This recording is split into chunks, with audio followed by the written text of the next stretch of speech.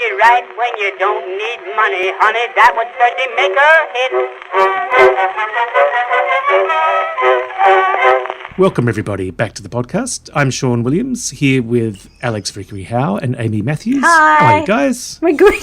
I'm elated that you've remembered my name, Sean. Sean forgot his name the other You day. forget one person's name once, Thing. and Would thing like a wine. I don't believe I called Alex Thing with Moscato, I thought was what I was told. At least you remembered what you drank. That was the main thing. In fact, it was very nice to come out of lockdown the other night and have drinks with you guys again. It's been wonderful talking with you over Skype, but it was even better to see you in person. Yeah, it was lovely. Everyone who's listening has probably been out of lockdown for a while, but we only just emerged in the last week. Felt very strange. I feel like my filter is even worse. Like I've really lost a filter somewhere because I go out and it's like I've forgotten how to talk in polite society. Everything just comes out. In a weird way, though, I think that's kind of okay because I felt that way the other night as well. And I thought maybe this is a new post-lockdown thing, you know, a new phenomena that people are just going to be a little bit more honest about their feelings. And I think honest about their priorities. Yeah. A lot of people I know, not just from our industries, but from other walks of life, are saying, you know what, I'm going to prioritize my kids and I won't go to those meetings interstate or... I won't drive a gas-guzzling van to go to a work meeting and so on. I do wonder how long Skype and Zoom meetings will keep up, where people will just say, actually, let's just keep having the meetings this way. Because a lot of people are liking working at home. A lot of people I talk to are up for it. They're going to keep it going. All three of us. Absolutely. I prefer the Skype meeting to the Zoom meeting, but I do like being able to see everybody's faces on an equal footing. And it's pretty close up. And their names come up, so you don't have that problem, Sean. Right. Their name comes up at the bottom of the screen, and you go, except... I know who that is. Do you know what I did was when I set up Zoom, I was like, I just put Amy, everyone knows who I am, and then everyone else has their full name. So Sean and I were in a meeting the other day with all these, professors and everything. Everyone's got their full name under the name, and then mine just goes, Amy. Like, I'm like not taken seriously at all anymore. You're like Prince, or whatever Prince became. I did that too, Amy. When I first went on there, I thought, it's just like a username or something. It doesn't matter. And so I just was Sean. Lucky we put our names and not something ridiculous then, because that could have happened as well. So I was in a meeting with another Sean, and I thought, this other Sean who's used his whole name is going to think, who is this Sean who thinks he's the Madonna of Sean's? And I felt so bad. Then I got a new computer and got the opportunity to do it again when I reinstalled Zoom. Okay, well, while we're talking about this, I've got Alex Vickery Howe, but it's all wrong. It's like Alex Vickery as one word, then it's a hyphen, then it's a Howe. Was there Moscato? I was probably drunk. Do you know what I have noticed lately is I must be drunkenly, this is not a good ad for anyone listening, drunkenly ordering things online quite late at night. And so like a bobble-headed baby Yoda turned up the other day and a bunch of gym activewear pants that I'm really not sure if I'm willing to leave the house wearing, a bunch of T-shirts, various T-shirts of various charity, Save the Foxes T-shirt turned up. So I think I need to stop drinking and or books that I'm vaguely interested in. Yeah, all those books you bought that were by that hack, Sean Williams. Yeah, what was that about? I've ordered a bunch of Sean Williams novels. That you have no memory of placing the order for. At least that would distract me from Moby Dick. That's true. Which is still going. It's the book that won't die. Now, the topic we're putting off talking about, the topic that we're supposed to be talking about today is, of course, procrastination. And we've just spent several minutes not talking about procrastination. So why stop now? Let's talk about Moby Dick. Shopping is one of mine, procrastishopping. And because I'm renovating my house, I'm not supposed to buy anything. But I still find myself wandering off, looking at things online, furniture, paint colours, lipstick, shoes. If I read about something, like I'll be trying to work and then I think about something, it's like, I'll just go look what that costs. And then I'm off down some shopping rabbit hole. Yeah, then you're ordering from Amazon.com.au and you think, I can't just order one goosenecked phone clamp.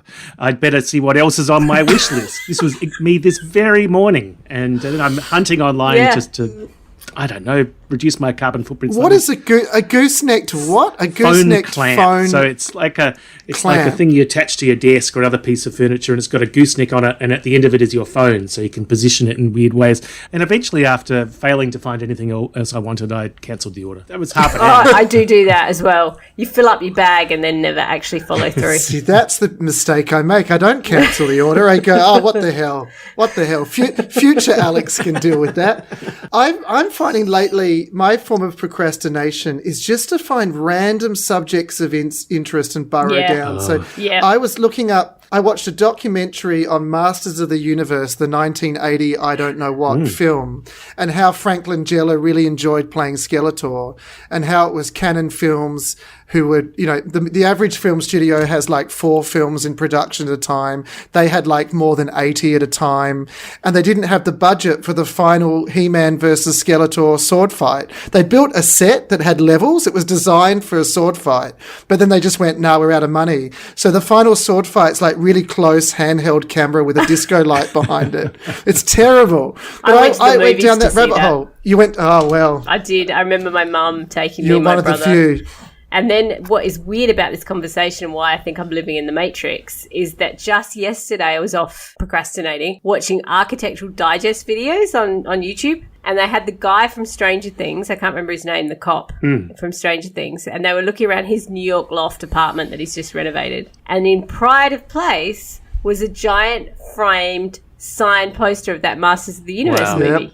And he was just like a worst movie ever, but Frank Langella is one of the best actors ever, and here he is doing this performance. And so it's so weird you're saying this today, because who ever thought those things would intersect? I don't know why it's in the zeitgeist, but the last thing I'll say about it, because clearly this is not what the podcast's about, but he's hidden under lots of makeup.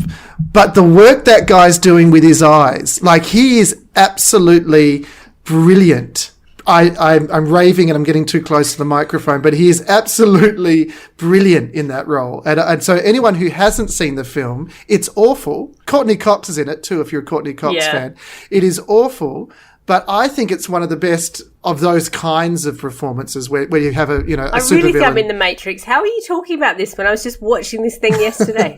I don't understand. I don't know what's wrong I with have this nothing brain. to add to your Masters of the Universe kind of little intersection, but I will say that that's my wife's form of procrastination, and she will drill Masters down of the into Universe. Wikipedia, not Masters of the Universe, but Wikipedia, deep diving, because she's a researcher, she's a historian, she dives down deep into topics, and she'll spend hours online researching something if she can't sleep, and it's become such a threat to my sleep, because, you know, when you wake up in the middle of the night, you'd be 90% asleep, but you might roll over and go, you're awake, and what your partner's supposed to do is go, oh yes, I'm awake, go back to sleep. They're not supposed to go, oh, wait till I tell you about Frank Langella's amazing role in Master of the Universe for 15 minutes, after which you're awake and can't go back to sleep. Oh, I do that. I'm sorry. Maybe it's a girl thing, because I do that to Johnny. I was doing it this morning. Johnny. And then, like, you have to tell him everything I've read this morning. Yeah, look, I think it's an easy... look, this morning I looked up Rudy Giuliani because of his insane interview with Piers Morgan.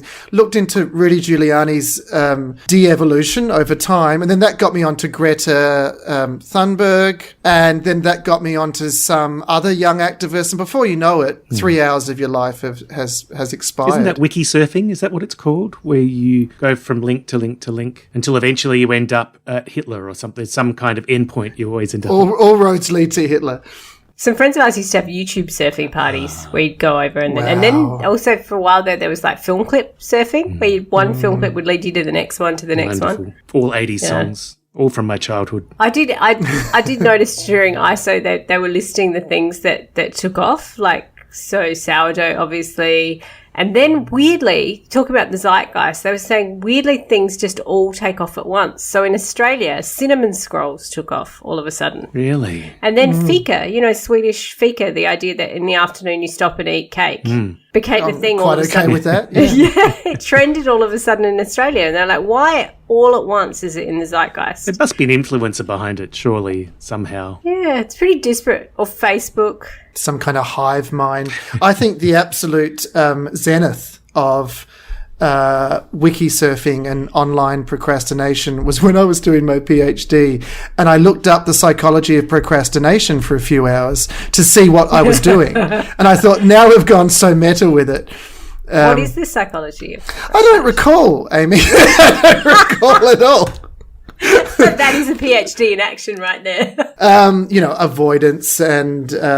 I have that at the moment, avoidance. I'm really right back there with avoiding my book. And I know I've said this so many times. It's clearly my process. Clearly I avoid, and some kind of steam builds up. Yeah. Yeah. And it does. It's like I get more and more stressed and down on myself and more avoidant until somehow something pops and then it all works fine. But there must be some process going on in the background there's some problem you haven't knotted out. I think there's always some problem with the character or with the story that I haven't quite got. And then one day it will just unlock and you'll sit down and it will happen. But I'm not there yet. I'm in the avoidant procrastination watching Architectural Digest videos stage. Do you know what's weird though? I'm doing the weird thing again, but do you know what's weird? Which particular weird is thing? That just using the word weird constantly. That one's a safe one.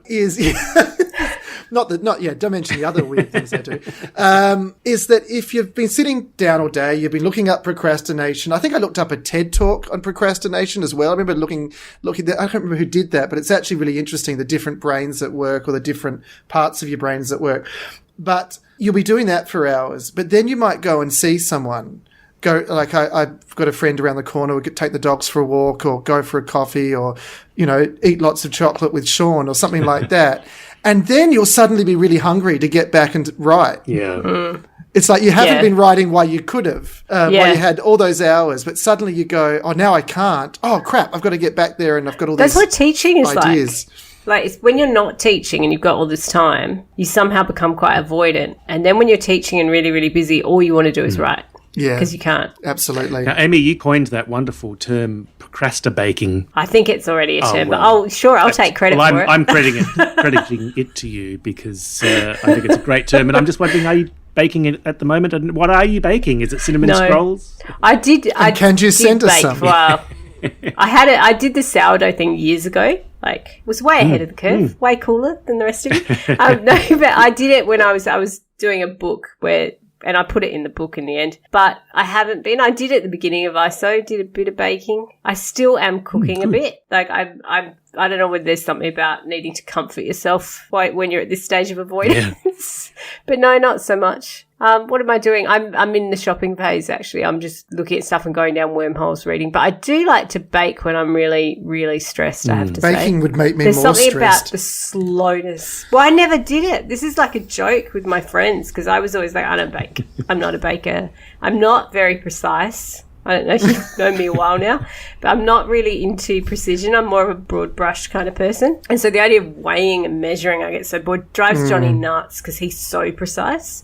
Like if he chops up vegetables, they're in these incredible little cubes, they just look like little architectural things. Whereas I'm like, I call it rustic. It's just like chunks of stuff.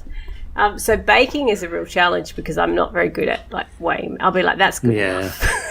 That's good. So I don't like recipes. I just start putting random stuff in. I do the same. How do they know what's best for this dish? Yeah, and this I'm putting vanilla essence in and promite. And I don't know. Orange juice. How do you survive in the academic sector is beyond me. It's a very fair question. I don't know that we do, really. I think we do see the clash. Just sorry to hijack, because we'll come back to Sean's point. But I think we do see that clash because someone said to me the other day, we left a work thing, and she's like, you're just so creative. You'll be in a meeting and everyone's talking about this and you'll suddenly be like, blah, this. And it's just like, it doesn't always go great, does it? but it is like that thing of you clearly have a mind that does these weird intuitive leaps without let's put vanilla essence in it, even though it's not written down here. Vanilla's nice. And so is honey. What difference could there be? I only learned to cook because of recipes. I realized that if you follow the instructions, generally it worked, unless I'm baking cakes and stuff. Baking sweet things has never, ever worked for me. But now after 20 years of practice, I can go, let's add this, let's add that. Otherwise, I'll stick to the recipe and the time. The timer will go off and out it must come.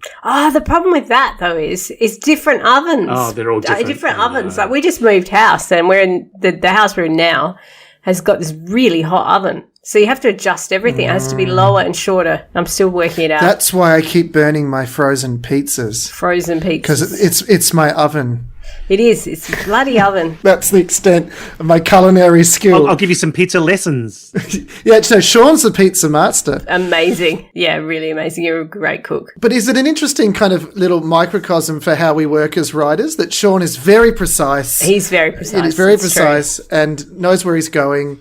Although he doesn't, the look on his face is saying maybe not. But from the outside, it would appear so. It's all a bluff, Alex. All the bluff? Whereas I'm pouring vanilla essence onto my manuscripts. That's where I'm going wrong. Onto your laptop. They're all so sticky. Don't do that. My major form of procrastination at the moment is I've come back to writing music in the last couple of years, and it's so therapeutic. I read the other day that if you have depression, having a hobby can be really, really therapeutic. It's like exercise. It kind of takes your mind off your problems, I guess. But I found doing music really helpful. So if I have some spare time, I will knock out some weird ambient rubbish on my computer and put it up on my Bandcamp page. And it's not actually rubbish, everyone. It's a bit weird, though. So in the last week or two, I've had a couple of albums ready to go. And I find that really, really nice. helpful. I feel sorry for my wife who has to hear the mad stuff being repeated over and over. She seems to be coping okay. She's secretly dancing downstairs. She just doesn't tell she you. has headphones she puts on, I think.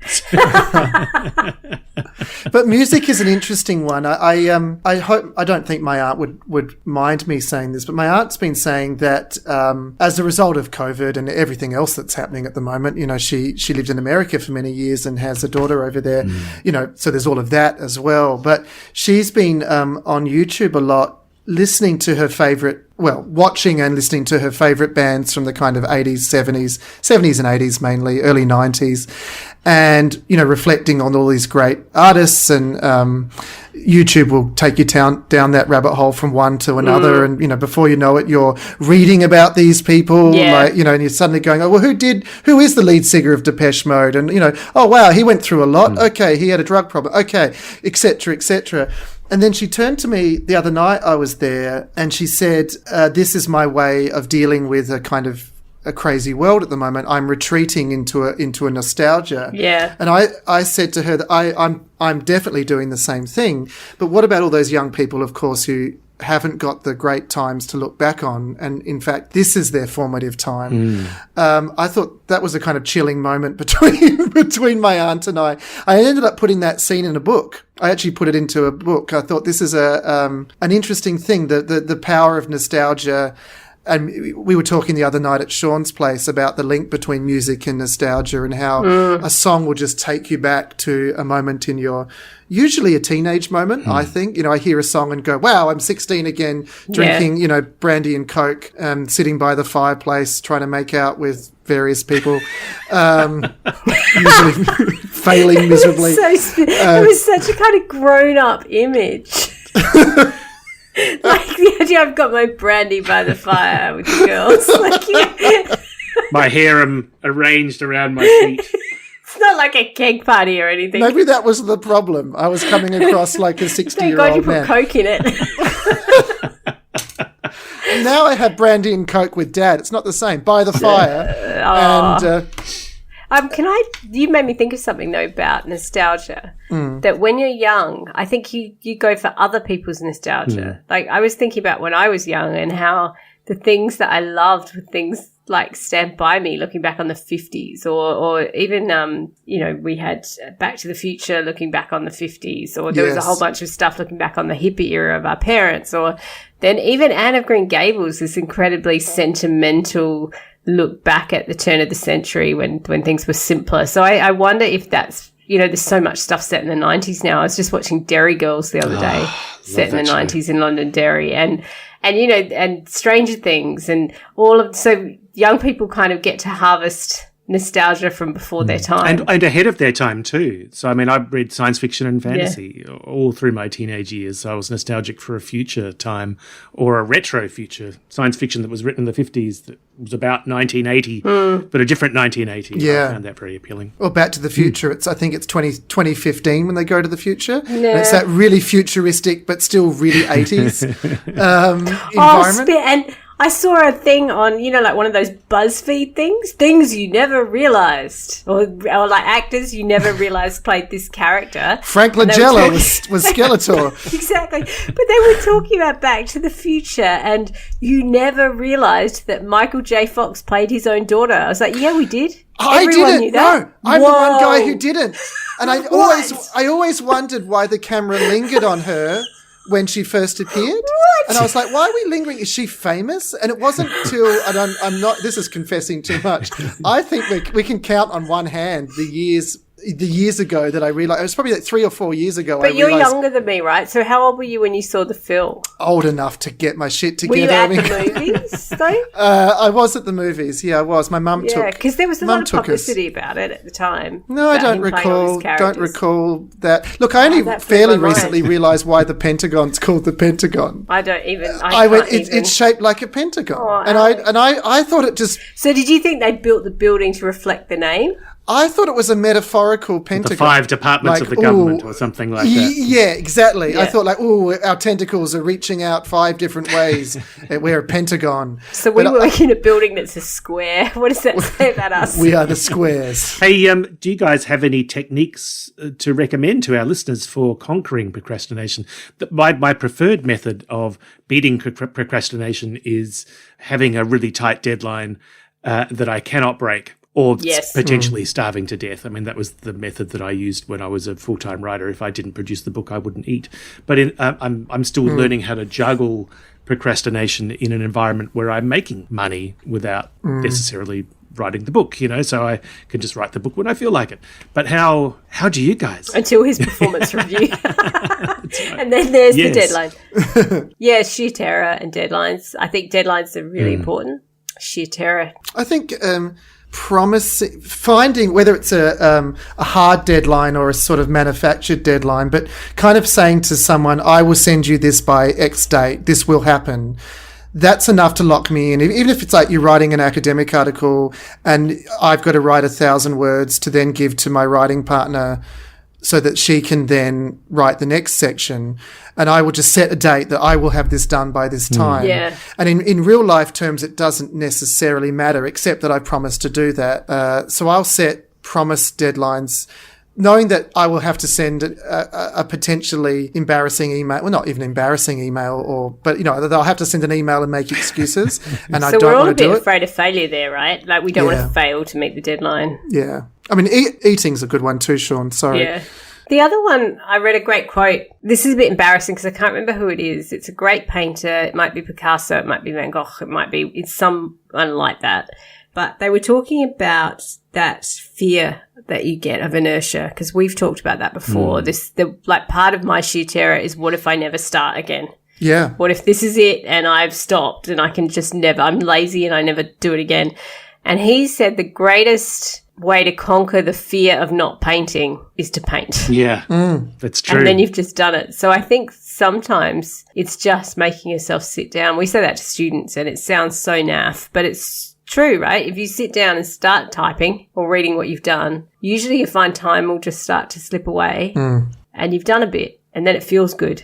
And then you do a bit more. You just tell yourself, look, I'll do a couple of 100 words. That's all I'll do. And very quickly, time suddenly goes into fast forward mode. And you look back and you go, I've done 1,500 or. Yeah. Johnny has a thing where he's like, is this a real 10 minutes or is this where you look up in 3 hours and you've been writing for 3 hours for 10 minutes? Absolutely. Yeah. I don't know. Let's hope it's the second one. Yeah. But if you tell yourself it's a big deadline, then you won't do it. If you tell yourself, that I'm going to do 3,000 words, then you probably won't do any. But if you tell yourself I'm going to do 100, you'll do a few thousand. If that makes sense? Yeah. I was just going to say that I find that if there's something like my tax that needs to be done, then I can procrastinate on my tax by doing some writing that I've been procrastinating about. So my life sometimes feels like a whole series of procrastinations that deferred deadlines and then crisis management kicks in. Oh, tax. Can I ask you a question? Because I've been thinking about this lately, about brain states. You were saying you were looking up the psychology of procrastination, but for me, I can almost feel it physically which state I'm in. Where if I sit down, I can't actually get clarity or write. And then something will happen where I can feel things snap into clarity, and I'm like, right. And it can happen because of a deadline. Like, obviously my adrenaline gets up, but I can feel it. Like, when I'm ready, like if I can sit down and bang something out very quickly that's near perfect, if I'm in that state of clarity. Yeah. And I haven't quite worked out how to make it happen. And it's not like I'm waiting for inspiration, because it will happen. If I have a deadline and make myself sit there, I can work my way into it. But do you feel that? Like, do you feel the difference between like a foggy brain and a clear brain? Oh, definitely. Yes. Mostly foggy. Every now and again, a few moments of clarity poking through. But yeah, I know exactly that feeling. And I think because we've experienced those moments of incredible clarity and we know what we can achieve in those moments, we yearn for those moments more and more. But of course, they're possibly not normal moments. And maybe we're being a bit hard on ourselves by expecting to be able to switch it on and off all the time. Or maybe there's some kind of mental adrenaline that's required to produce those moments. But if we were like that all the time, it'd be like flowers for Algernon. Yeah, yes. If we achieve this peak state, there might be a cost. Yeah. That thing that you do need to be letting the boys in the basement or the girls in the basement work through the ideas in your subconscious before you can get to the clarity. We agreed not to talk about the children in the basement. Back when I was writing 4 books a year, I had to achieve this state where I could produce reasonably regularly.